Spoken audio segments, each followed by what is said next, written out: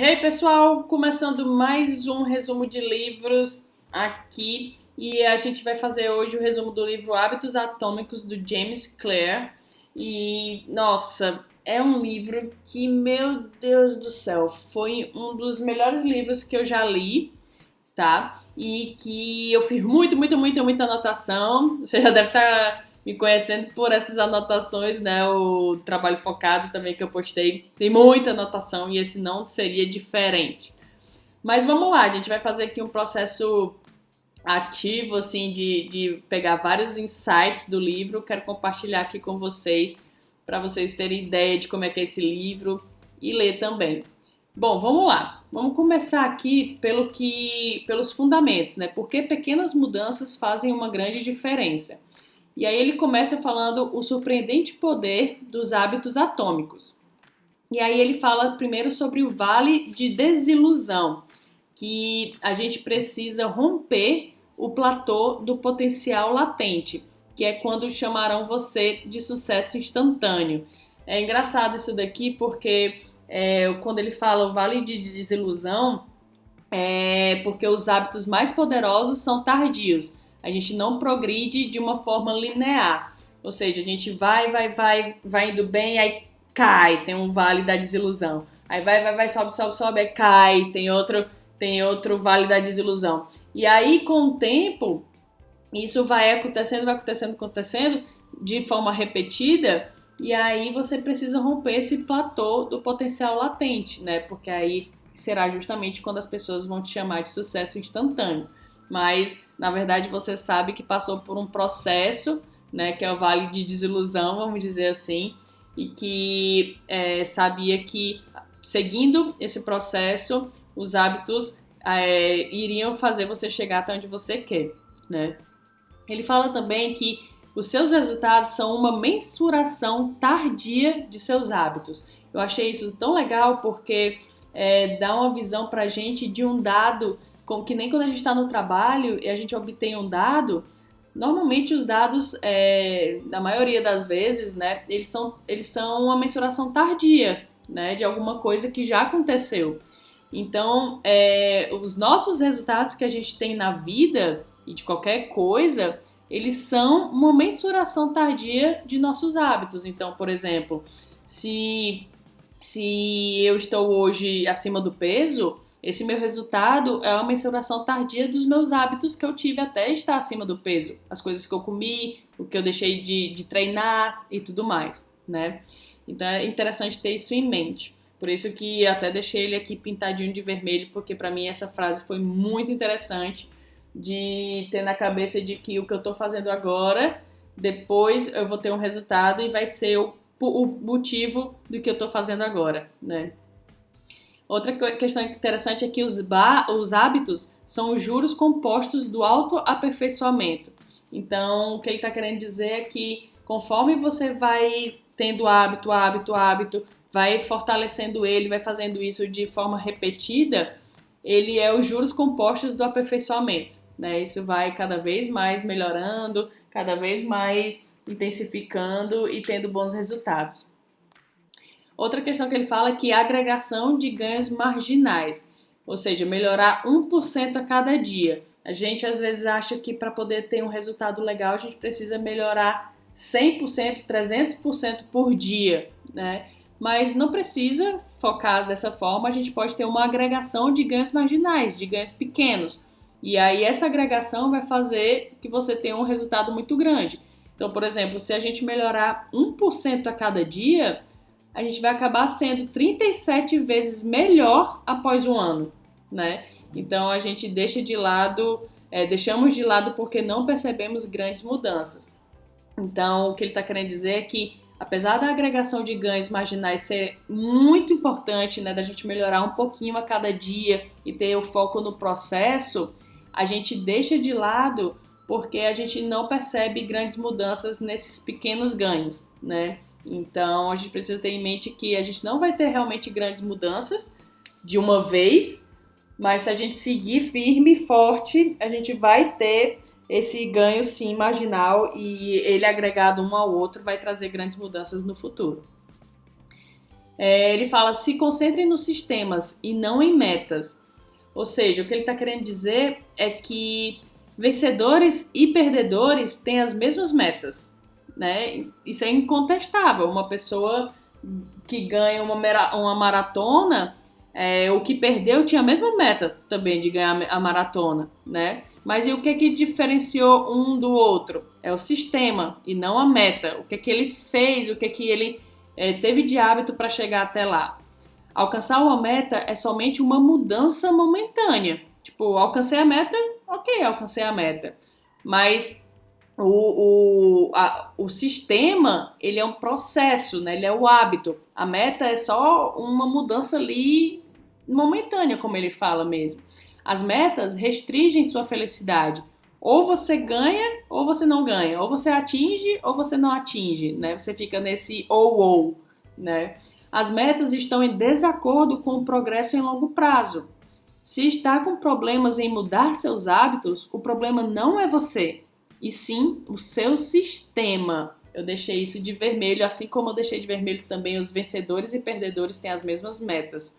Porque quando ele fala, né, se está com problemas em mudar seus hábitos, o problema não é você, e sim seu sistema.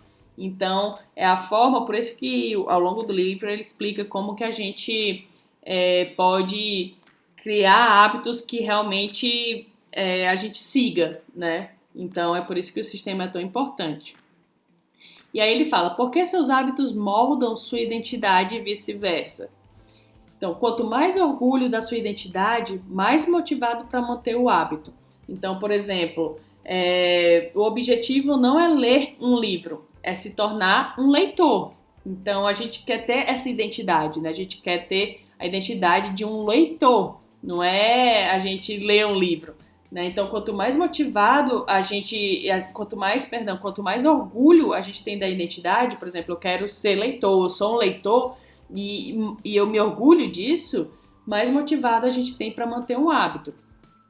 E aí a gente tem que alinhar o comportamento com a identidade. Simplesmente agir como o tipo de pessoa que já acredita ser. Então, se a gente quer ter a identidade de se tornar um leitor, a gente tem que simplesmente agir como o tipo de pessoa que um leitor age, né? Então, a gente tem que alinhar o nosso comportamento à identidade. E aí ele fala, os seus hábitos são a incorporação da sua identidade. Quanto mais repete um comportamento, mais reforça a identidade associada a ele. Ou seja, quanto mais eu leio um livro, mais leitor eu sou, né? Vamos dizer assim. Porque a gente é um ser que se repete. Então, o ser humano, quem a Joara quem você ou qualquer um que seja, ele é quem ele é porque ele se repete. Ele é aquilo repetidas vezes, né? Criar hábitos é, na verdade, o processo de se tornar você mesmo. Essa frase eu achei super interessante. Então, simplesmente, com vários hábitos que você tem, é simplesmente o processo de você estar se tornando você mesmo, né? E é interessante pensar sobre isso, né? Porque às vezes a gente tem os hábitos e tudo, por exemplo, de alimentação ruim ou de não ler, e a gente está se tornando você mesmo. Você está se tornando essa pessoa que não lê. Você está se tornando essa pessoa que não cresce profissionalmente, né? Então, a gente sempre está no processo de se tornar você mesmo. E aí, o que é que ele fala? A gente precisa vencer pela maioria, né? O que é que ele quis dizer isso? Que o hábito, você às vezes não precisa ser 100% todos os dias, todo dia fazer aquilo, mas você precisa vencer pela maioria, assim como o voto. Então, você precisa fazer mais daquilo do que não fazer, tá? E aí ele fala, decida o tipo de pessoa que quer ser e prove isso para si mesmo com pequenas vitórias. Então, se você quer se tornar um leitor, prove para você mesmo com pequenas vitórias de que você é um leitor, tá? Como criar hábitos melhores em 4 passos simples. Aí ele fala, os hábitos são simplesmente soluções confiáveis para problemas recorrentes em nosso ambiente. Isso aqui é super legal a gente ter em mente, né? Que a nossa cabeça do ser humano, a gente tem um hábito e aquele hábito simplesmente é uma solução confiável para resolver problemas recorrentes. Então é por isso que a gente tem os hábitos. E aí, para poder melhorar e ter e criar hábitos, né, você tem duas fases, a fase do problema e a fase da solução. A fase do problema tem o passo 1 e 2, que é o 1 é o estímulo e o 2 é o desejo. Na fase da solução tem o passo 3 e o 4. O 3 é a resposta e o 4 é a recompensa. Ou seja, a gente tem o estímulo, o desejo, a resposta e a recompensa, tá? Para criar um hábito. O estímulo, ele aciona o cérebro para iniciar um comportamento, né? E aí, a primeira lei para você acionar esse estímulo, né, ter esse estímulo, você precisa tornar o estímulo claro, né? E se você quiser cortar o mau hábito, você precisa tornar o estímulo invisível, tá? Segundo, a gente tem o desejo, que é a força motivadora por trás de cada hábito. Está ligado à vontade de mudar seu estado interno. E aí é quando tem a segunda lei. Para você ter esse desejo, você precisa tornar o desejo atraente, tá? E se você quiser cortar algum mau hábito ligado a esse desejo, você precisa tornar esse desejo desinteressante, tá? Em terceiro passo, a resposta é simplesmente um hábito que você pratica. É um pensamento, é uma ação. E ocorre dependendo da sua motivação. Então, quanto mais atrito envolvido e capacidade, você vai saber se vai executar aquele hábito ou não, tá? E aí, a terceira lei em relação à resposta, você precisa tornar fácil, né? Para poder você praticar o hábito. E aí, para você cortar um hábito, cortar uma resposta de um hábito, você precisa tornar ele difícil. 4, a gente tem a recompensa, que é o objetivo final do hábito. E aí, ou ele nos satisfaz, ou ele nos ensina, né, esse hábito, essa recompensa.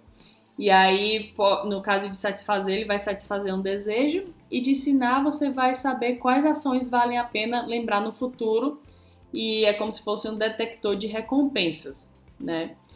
E aí, para você ter uma recompensa, você precisa tornar ela satisfatória.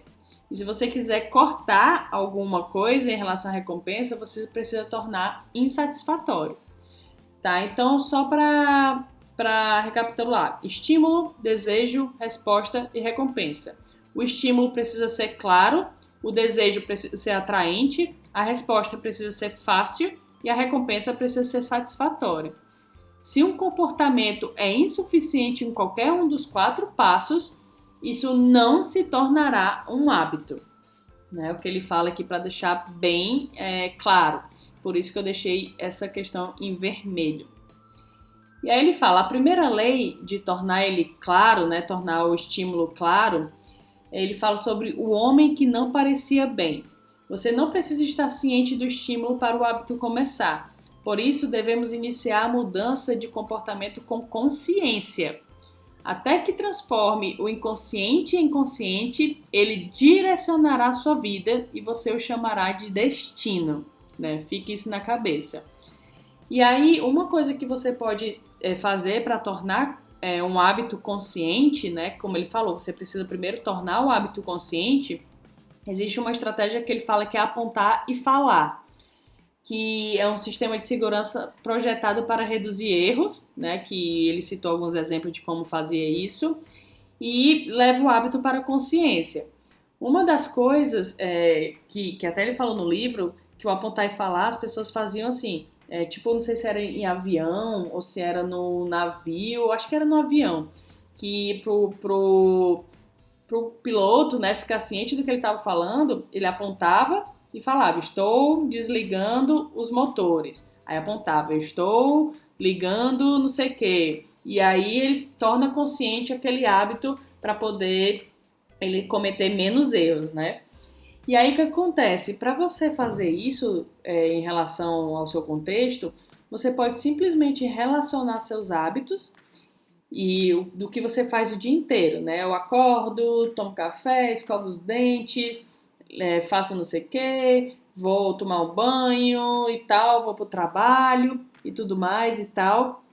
E aí você vai relacionando cada coisa dessas, colocando um mais ou um menos. Ou seja, se é um hábito positivo ou se é um hábito negativo. E também você pode botar um símbolo de igual, né? Aqueles dois tracinhos, um em cima e um embaixo, dizendo que é um hábito neutro. Nem é positivo nem é negativo, é neutro. E aí você se perguntar para os negativos e até mesmo para os positivos e neutros o seguinte: esse comportamento ajuda a me tornar o tipo de pessoa que desejo ser, né? E aí isso vai fazer com que você esteja atento aos seus hábitos, né? Que o primeiro passo para mudar os maus hábitos é estar atentos a eles. E aí você vai poder, a resposta sendo que não te ajuda, você precisa pensar em como mudar esse hábito para poder você se tornar quem você quer ser.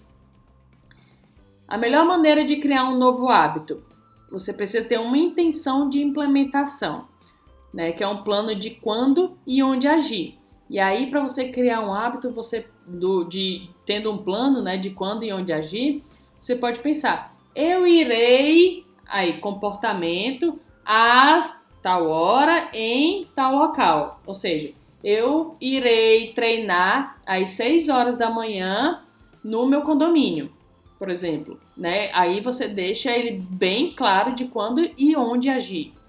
Por exemplo, vou ler o livro às 18 horas na poltrona na sala. Pronto, você já tem bem claro, né, que é uma intenção de implementação. Muitas pessoas pensam que não tem motivação quando o que realmente lhes falta é clareza. Então, às vezes você quer implementar um hábito, mas você não tem clareza simplesmente de quando e em qual horário e o que e que horas e tudo mais, entendeu? Então, muitas vezes a gente pensa que não tem motivação, mas na verdade a gente não tem clareza. E aí ele fala, né? Se não tiver certeza de quando começar o hábito, tente o primeiro dia da semana, do mês ou do ano. As pessoas são mais propensas a agir nesses momentos porque a esperança é geralmente maior. Tá? Isso aqui é interessante, por isso que no começo do ano tem tanta gente fazendo meta e tudo mais, né? Aí ele fala sobre empilhamento de hábitos, né? E nessa parte ele cita um efeito chamado Diderot, não sei se fala assim, Diderot, alguma coisa assim. Mas, enfim, esse efeito é a obtenção de uma posse e muitas vezes cria uma espiral de consumo que leva a compras adicionais. Então ele explica o empilhamento de hábitos a partir desse efeito. Por exemplo, você compra um sofá novo em casa. Isso faz com que você compre um rack novo, que faz com que você compre uma TV nova, que faz com que você compre uma mesa de jantar nova. Então, isso é um espiral de consumo que leva a compras adicionais. E é mais ou menos essa ideia do empilhamento de hábitos, né? Que você vai fazer assim: depois de tomar banho, eu vou ler o livro, né? Então, depois de hábito atual, eu irei novo hábito, tá? E assim você empilha um hábito e já é um gatilho para você fazer o seu hábito que você quer, tá? É o efeito Diderot. Uma outra coisa que ele fala é sobre a motivação é superestimada. O ambiente é mais relevante. Todo hábito depende do contexto. É mais fácil mudar os hábitos em um novo ambiente, né, que é a fuga de estímulos e gatilhos sutis. Quando você muda de ambiente, é mais fácil você começar um novo hábito. O ambiente é a mão invisível que molda o comportamento humano. É incrível isso daqui. E aí ele fala que o comportamento é uma função da pessoa e seu ambiente. Por isso que ele fala que o ambiente é muito relevante, né? E aí ele fala sobre sugestão de compra por impulso. É acionada quando o comprador vê um produto pela primeira vez e vislumbra uma necessidade do produto, sabe? Você nem conhece aquele produto, mas você já consegue, quando você tem aquela sugestão de compra, você começa na sua cabeça a pensar e como que você pode usar aquele produto. E aí começa a gerar uma necessidade. Quanto mais evidente a exposição de um produto ou serviço, maior é a probabilidade de você experimentá-lo. Uma pequena mudança no que você vê leva a uma grande mudança no que você faz. né? Então é interessante isso daqui, para a gente ficar com isso em mente. Torne o estímulo grande parte de seu ambiente. Por isso que ele fala da sugestão de compra por impulso, dando como exemplo.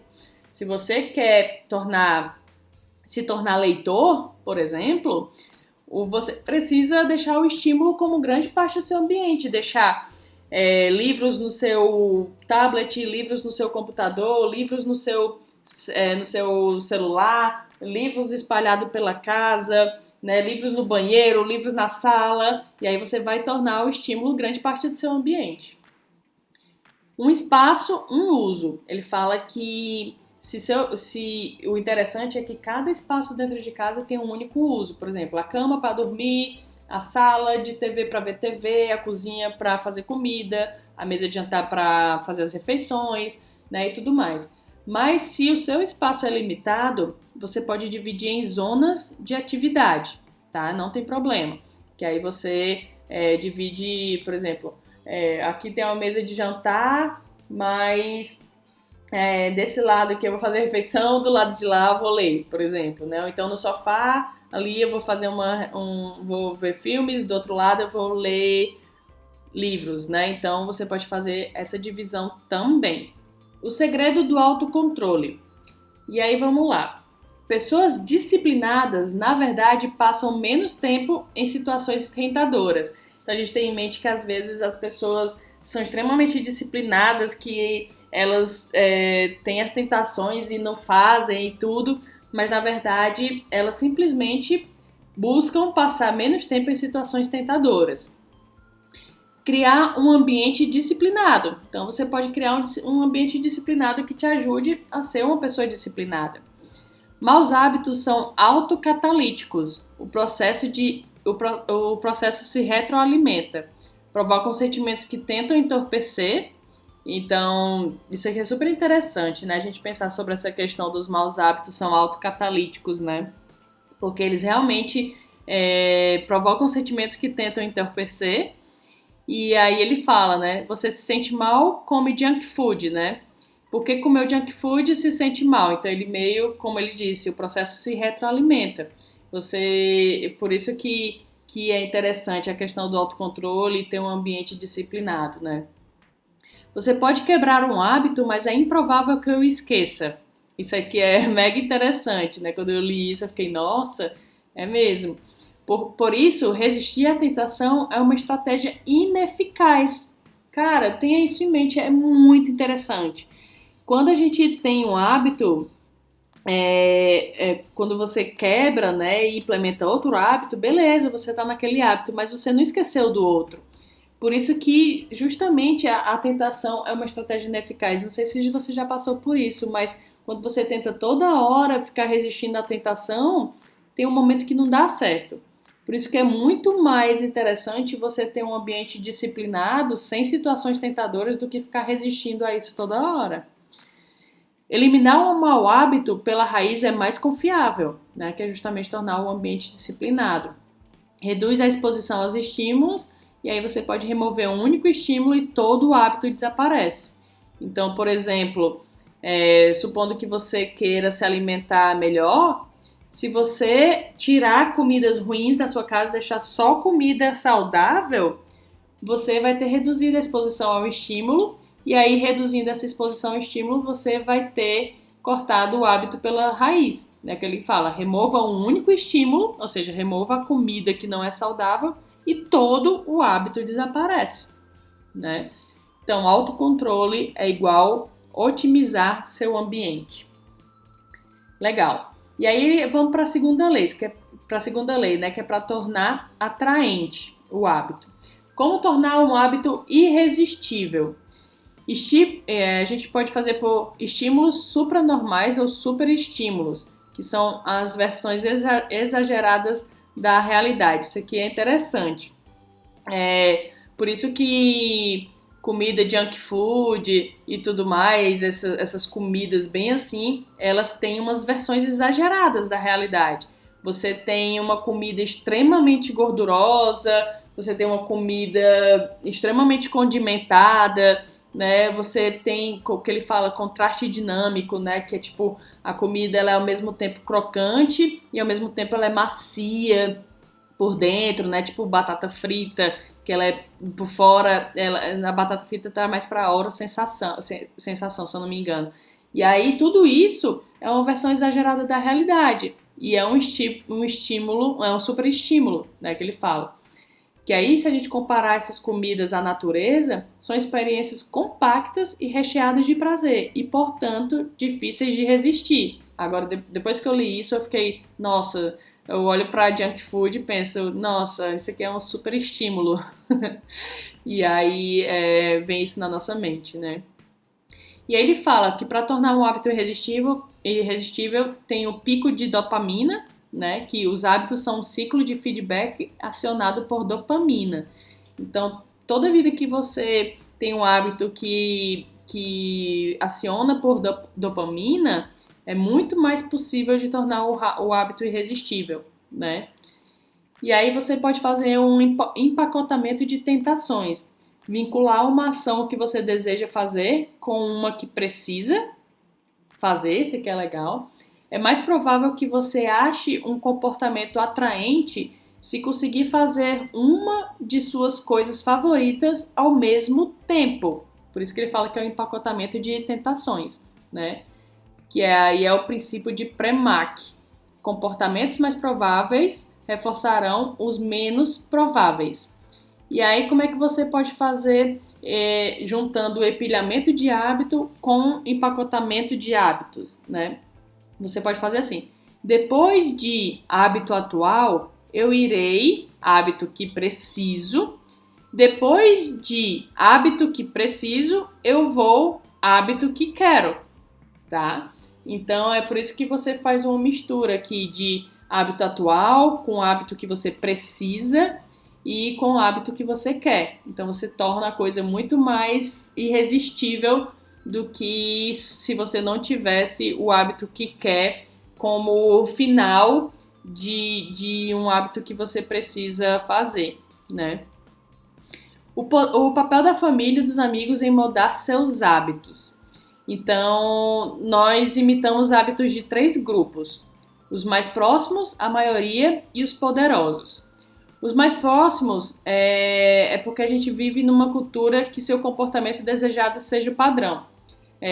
A gente pode fazer com que, por exemplo, as pessoas que estão mais próximas da gente, elas tenham um comportamento que é o que a gente quer que torne ele padrão. Então, por exemplo, se eu quero me tornar leitora, eu quero ler mais livros, eu vou me aproximar de pessoas que já têm esse comportamento como padrão, que já lê bastante livros.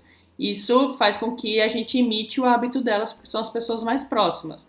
Então, nada sustenta melhor motivação do que pertencer à tribo. Sua identidade se torna vinculada àqueles ao seu redor. Então, por exemplo, por isso que eu falei, né? Nós somos leitores. Você começa a assumir essa identidade do grupo. Outro que a gente imita, outro grupo que a gente imita são da maioria. Preferimos errar com a multidão do que estar certos sozinhos. Imitamos as pessoas que invejamos. Inclusive, esse de preferimos errar com a multidão do que estar certos sozinhos, tem vários testes que já fizeram e que são muito interessantes nesse sentido, porque as pessoas estão numa sala com várias outras pessoas que são atores e atrizes, e só ele que está fazendo aquele teste, ele não sabe que os outros são atores e atrizes, e uma pessoa lá na frente faz uma pergunta para eles marcarem a resposta, e a pessoa marca a resposta certa, mas o resto do grupo inteiro marca a resposta errada. E aí é o que acontece, a pessoa fica tão intimidada que ela concorda com os outros só para ela não ter que estar certo sozinha. Na maioria das vezes acontece. E o terceiro grupo são os poderosos. A gente acaba imitando eles também. Como descobrir e corrigir as causas de seus maus hábitos, né? Ainda dentro da lei de torne-o atraente. De onde vêm os desejos? Né? Vem dos motivos subjacentes do ser humano, que é economizar energia, obter comida e água, encontrar o amor e se reproduzir, né? Conectar e relacionar-se com os outros, obter aceitação social e aprovação, reduzir a incerteza, alcançar status e prestígio são os motivos subjacentes, né, que é onde vem os desejos. E aí, ele até dá alguns exemplos assim do que grandes empresas fizeram para poder ter o sucesso que tem. Eles simplesmente atuaram nos motivos subjacentes do ser humano. Então, por exemplo, encontrar o amor e se reproduzir, usando o Tinder. Conectar e relacionar-se com os outros, navegando no Facebook. Obter aceitação social e aprovação, postando no Instagram. Ou então lendo livros, também é uma forma de aceitação social e aprovação. Reduzir a incerteza, pesquisando no Google. Alcançar status e prestígio, jogando videogames ou lendo livros também. Um desejo é apenas uma manifestação específica de um motivo subjacente mais profundo, tá? Então, só repetindo, um desejo é apenas uma manifestação específica de um motivo subjacente mais profundo, que são esses motivos que eu citei do ser humano. Produtos formadores de hábito não criam uma nova motivação, se agarra aos motivos subjacentes, que foi o que eu falei. Obter aceitação social e aprovação, postando no Facebook, no Instagram, né? Encontrar o amor e se reproduzir, usando o Tinder. Então, essas empresas, né, esses produtos formadores de hábito, eles não vão criar uma nova motivação, né? Porque é muito mais complicado. Eles simplesmente se agarram aos motivos subjacentes do ser humano. E aí, os desejos, eles são a sensação de que algo está faltando, tá? É importante ter isso em mente. Você não tem que, você consegue. Ao invés de encargos, são oportunidades.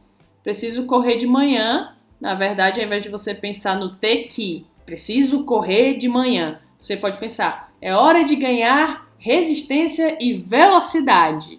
É outro tipo de pensamento, né? Ritual da motivação. Associar o hábito com algo que gosta. Por exemplo, ele dá um exemplo de música antes do sexo. Quando você sempre faz isso, quando você já liga a música, você já entra no clima, né? Entendeu? Então você consegue ligar, associar algo que gosta. Vamos lá para a terceira lei. Torne-o fácil. Caminhe lentamente, mas jamais recue. Automaticidade. Hábitos se formam pela frequência, não no tempo, tá? É importantíssimo você ter isso em mente, porque é muito melhor você ser frequente do que você ser relapso e passar muito tempo fazendo aquilo. Então, por exemplo, você, para se tornar leitor, é muito melhor você ler todos os dias, né, que seja 10 minutos, 15 minutos, sei lá, 5 minutos, do que você um dia na semana parar e ler, sei lá, 2 horas, tá? Então, os hábitos se formam pela frequência, não no tempo. A capacidade de realizar um comportamento sem pensar em cada passo, que é a automaticidade, né? Quando você se repete, faz frequência, você consegue realizar o comportamento sem pensar em cada passo. Potencialização de longa duração. Processo pelo qual um comportamento se torna progressivamente automático através da repetição. E aí ele fala, movimento versus agir. O movimento nos permite sentir que estamos progredindo sem correr o risco de fracassar. É engraçado, é mais ou menos como se você só visse meus conteúdos, né, escutasse, ouvisse, sei lá, independente da plataforma que você esteja, e você vai estar em movimento, né? Você vai estar se sentindo em movimento, mas não necessariamente você está agindo, né? Aí ele fala, o movimento nos permite sentir que estamos progredindo sem correr o risco de fracassar, e isso não é bom, tá? Assim, a gente tem que sim se movimentar, porque só a partir do movimento que vai vir uma ação, tá? Mas ficar sempre no movimento, com medo de progredir, com receio de correr o risco de fracassar, a gente não vai ter resultados. Aí ele fala sobre a lei do mínimo esforço. Quanto menos energia um hábito requerer, maior é a probabilidade de ocorrer. todo hábito é apenas um obstáculo para conseguir o que você realmente quer. Aí ele tem uma hora que ele fala, né? A gente está só a um hábito do que a gente quer. E é incrível pensar assim, porque como ele falou desde o início, o ser humano é um ser que se repete, né? Então, os nossos resultados é uma informação tardia dos nossos hábitos. Então, todo hábito é apenas um obstáculo para conseguir o que você realmente quer, tá? É legal ter isso em mente, porque torna tudo tão mais possível, né? E diante de nossas possibilidades. Aí ele fala, adição por subtração. As empresas de sucesso projetam seus produtos para automatizar, eliminar ou simplificar o maior número de etapas possíveis. É uma eterna busca para entregar o mesmo resultado de uma forma mais fácil, tá? Então, é por isso que ele fala sobre a lei do mínimo esforço. É interessante que o hábito, ele é mais possível de ocorrer se você não tiver que fazer tanto esforço para que ele aconteça. Como parar de procrastinar usando a regra dos 2 minutos? Aí ele fala aqui, né, que a regra dos 2 minutos, para você poder começar um hábito, você precisa primeiro tornar seus hábitos os mais fáceis possíveis de começar. Depois de começar a fazer a coisa certa, é muito mais fácil continuar fazendo. O objetivo é dominar o hábito de comparecer. Eu até deixei isso em vermelho, porque eu nunca tinha pensado sobre isso, né? O hábito de comparecer. Então, às vezes a gente quer ter um hábito, mas, por exemplo, treinar todos os dias 30 minutos. Mas aí, tem dias que você, sei lá, por algum motivo, não quer treinar ou não pode treinar.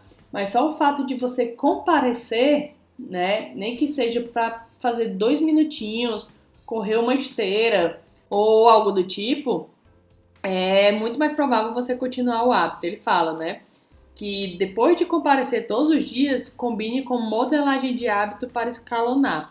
Comece dominando os 2 primeiros minutos da menor versão do comportamento em cada estágio dele. Por isso que ele fala, então colocar o tênis é uma versão pequena, caminhe 10 minutos. Se você quer caminhar 10 minutos, qual é a versão de 2 minutos dele? Assim você vai fazendo o hábito de comparecer. Ficar sempre abaixo do ponto em que isso passa a ser percebido como trabalho. É interessante isso porque se você quer tornar um hábito, alguma coisa como um hábito, o interessante é que você sempre fique abaixo do ponto que fica parecendo trabalho, né? Então ele fala, né? A melhor maneira é sempre parar quando você está indo bem, tá certo? Então, ao invés de você, sei lá, quero criar um hábito de leitura e começar a ler, tá empolgado e tal, pare na empolgação, certo? Ao invés de parar quando começar a ficar ruim o livro, tá? E aí você vai ver que é muito melhor. Como tornar os bons hábitos inevitáveis e os maus impossíveis? Você pode ter um dispositivo de compromisso, que é uma escolha no presente que controla ações no futuro. Isso aqui é super legal. É tipo, vamos supor que você quer treinar, né? E aí, uma escolha que você pode fazer no presente é marcar com um personal trainer ou marcar com um amigo para ir treinar, né? Então, é uma escolha que você fez no presente que vai controlar a sua ação no futuro. É um dispositivo de compromisso. Automatizar um hábito e nunca pensar nele de novo, né? Uma forma de você tornar o hábito inevitável. E aí você pode poupar para a aposentadoria com uma dedução salarial automática, né? Uma forma de automatizar o hábito. Você, por exemplo, não sei, de repente falar com seu chefe, com o RH, não sei se isso é possível onde você trabalha, mas você falar, olha, eu quero que você deduza do meu salário, faça uma dedução automática do meu salário, ou então você programar no seu banco para assim que cair o salário, uma parte ser desviada para outro banco onde você está poupando e tal, entendeu? Enfim, automatizar um hábito e nunca mais pensar nele de novo torna o hábito inevitável e os maus impossíveis. A quarta lei, torne-o satisfatório. A regra essencial da mudança de comportamento. Atualmente vivemos em um ambiente de recompensa tardia, inconsistência de tempo, né? A estrada menos percorrida é a da gratificação tardia. Obterá uma recompensa maior, se esperar pela recompensa enfrentará menos concorrência. Isso aqui é interessante, ele fala sobre a inconsistência de tempo, né? Porque a gente quer uma gratificação logo, só que a estrada menos percorrida é a da gratificação tardia, e normalmente é onde tem a recompensa maior, né? E aí ele fala, se esperar pela recompensa, enfrentará menos concorrência. Bons hábitos é igual a resultado imediato ruim e bom ao longo do tempo. Fica isso em mente, tá? Eu marquei até de vermelho essa questão. Bons hábitos é igual a um resultado imediato ruim e bom ao longo do tempo. Adicionar um pouco de prazer imediato aos hábitos que valem a pena no longo prazo. E adicionar um pouco de dor imediata para aqueles que trazem recompensas imediatas. O que ele está querendo dizer? Que os bons hábitos, normalmente, eles não têm um resultado imediato, legal, mas ao longo do tempo ele tem um bom resultado. Por exemplo, você começar a ler hoje, certamente ele não vai ter um resultado imediato, né, interessante, porque você vai começar a aprender a ler livros, assim, ter o hábito e tal, e não necessariamente já vai te trazer os resultados que você quer. Mas ao longo do tempo, conforme você lê, ele vai trazer um bom resultado. E aí o que ele diz? Nesse caso, você pode adicionar um pouco de prazer imediato a esse hábito que vale a pena. Então, qual o prazer que eu posso adicionar para que o hábito de leitura, que vai me trazer um resultado só a longo prazo, passe a ser legal, a ter um prazer imediato? E aí você pode também adicionar um pouco de dor imediata para aqueles hábitos que trazem recompensas imediatas. Então, comer comida não saudável, qual a dor que eu posso adicionar a ela, né? Já que ela traz uma recompensa imediata de satisfação, de prazer e tudo mais.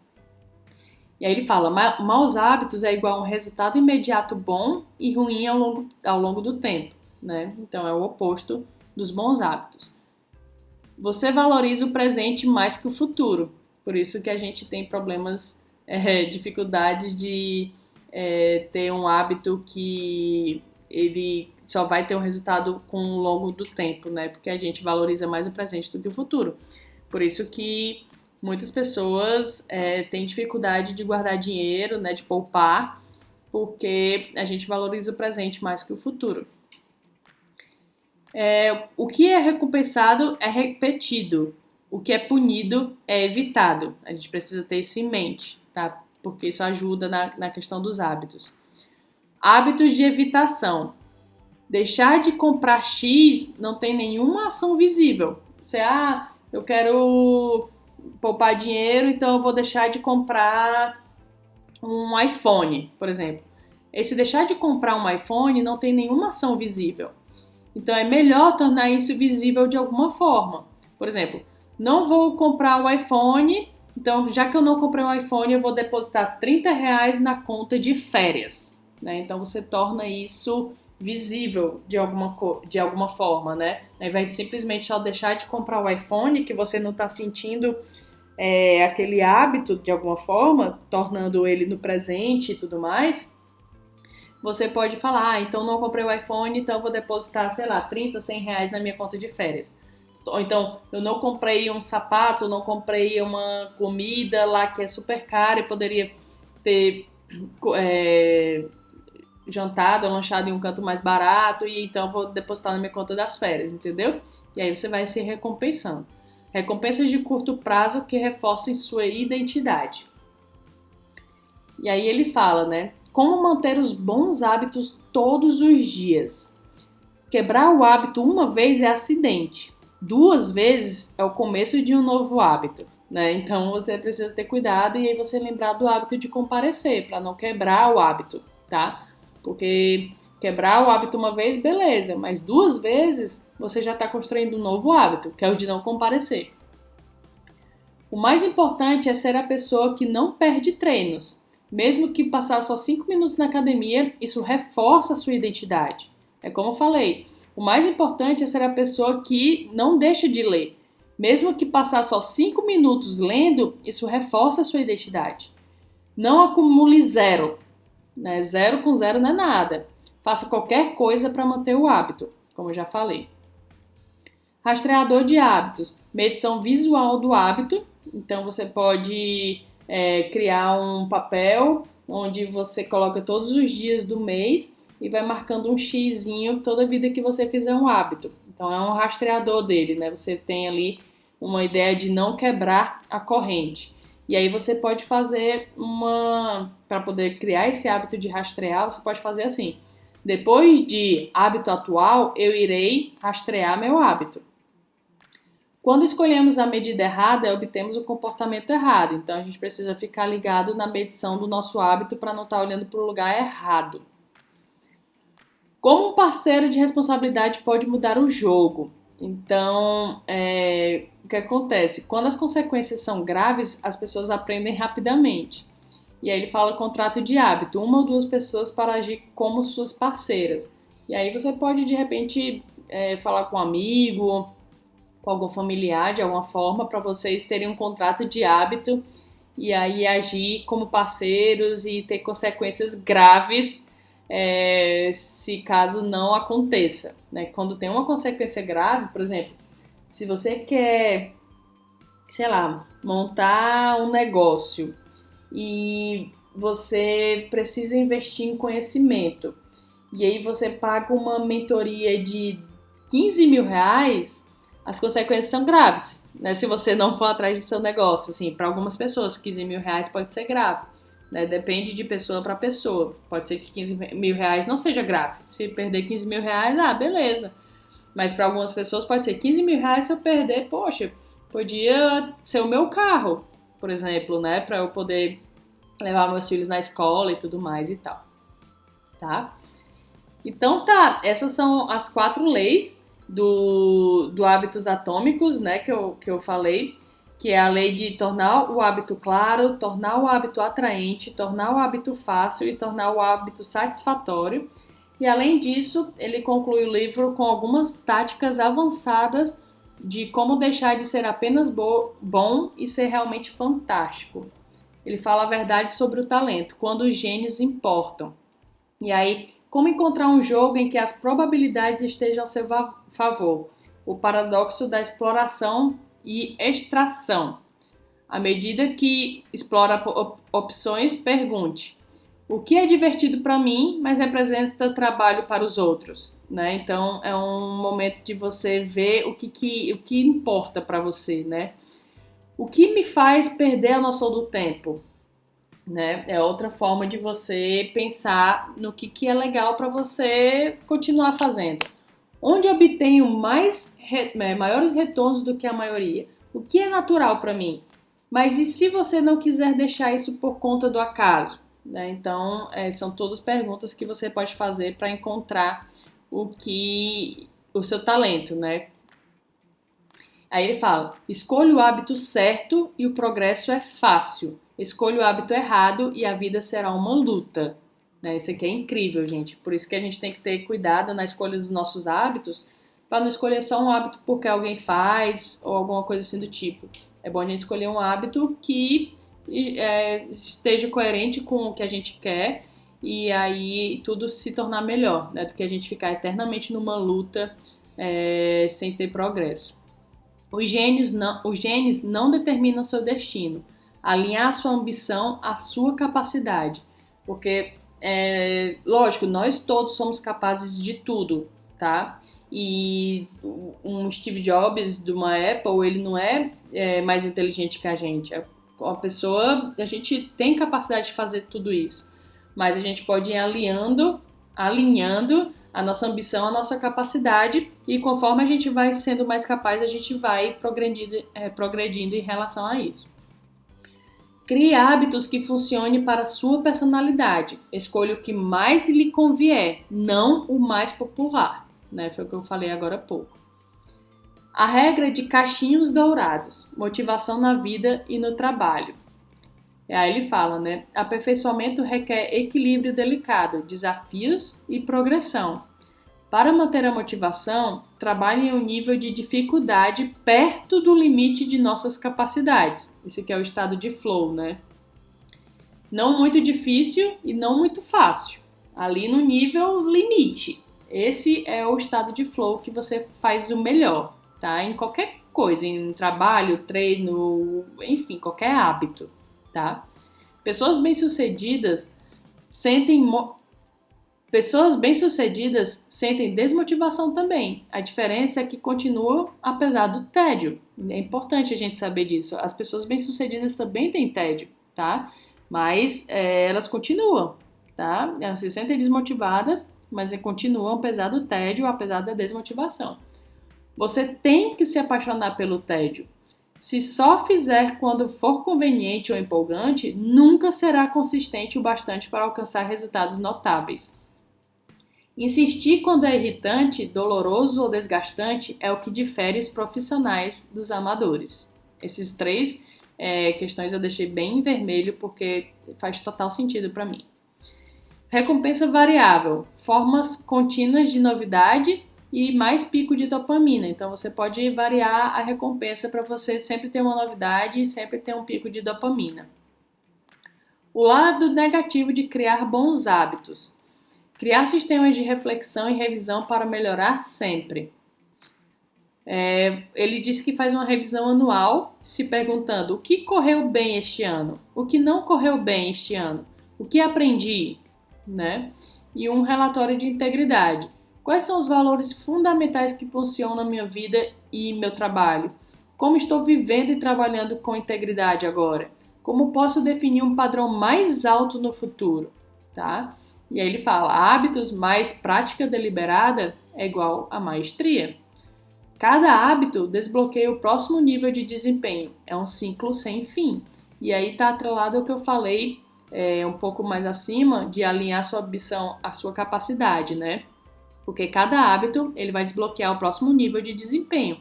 E é um ciclo sem fim. Então, toda vida quando você alinha sua ambição à sua capacidade e você cria os hábitos para isso, você vai desbloquear sim o próximo nível. Porque você vai querer cada vez mais, querer cada vez ser melhor e, enfim, ter novas ambições, tá? Por isso que ele fala, né? Escolha o que mais lhe convier, não o mais popular. Se agarrar a uma identidade, você se torna frágil. Se perdê-la, se perde junto. Então, cuidado para não se agarrar à identidade em si, né? E sim ao comportamento. Então, por exemplo, a pessoa fala, sou atleta. Na verdade, o melhor é ela falar, sou o tipo de pessoa que é mentalmente resistente e ama um desafio físico, tá? Isso é muito melhor porque, por exemplo, sei lá, qualquer coisa que acontece com uma pessoa que fala que por exemplo, eu amo ler, vamos supor, eu amo ler livros. E aí, vamos supor que sofro um acidente e eu perco a visão, né? Uma coisa bem trágica, assim. Mas vamos supor que isso aconteça. Quando eu digo que eu amo ler livros, que eu tenho que ler livros físicos e tudo mais, a gente tá se agarrando a uma identidade e torna a gente frágil, tá? Então, o melhor seria dizer assim, sou o tipo de pessoa que ama aprender coisas novas através de conteúdos e tudo mais, alguma coisa assim do tipo, né? E do que dizer que ama ler livros visualmente, alguma coisa assim do tipo.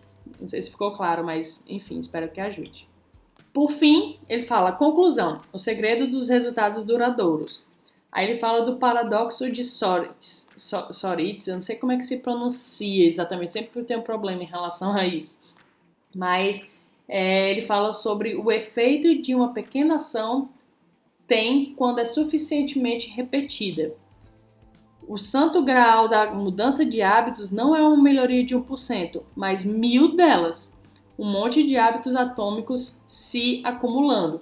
É o que eu falei lá no comecinho, que é a agregação de ganhos marginais, né? De você melhorar 1% todo dia, você está agregando, fazendo 1000 delas, né? Uma melhoria de 1% 1000 vezes, né? Do que você fazer melhoria de 100% uma vez ali, outra acolá, entendeu? Então, esse é o paradoxo de Sócrates, que é o efeito de uma pequena ação tem quando é suficientemente repetida. Por isso que é importante você ter em mente fazer uma melhoria pequena todos os dias do que uma melhoria gigantesca uma vez na vida. E aí ele conclui: o segredo para obter resultados duradouros é nunca parar de fazer melhorias, tá? Então é isso, gente, as conclusões que eu tirei do livro Hábitos Atômicos, do James Clear. Eu espero que você tenha gostado e tenha tirado vários insights aí para te ajudar.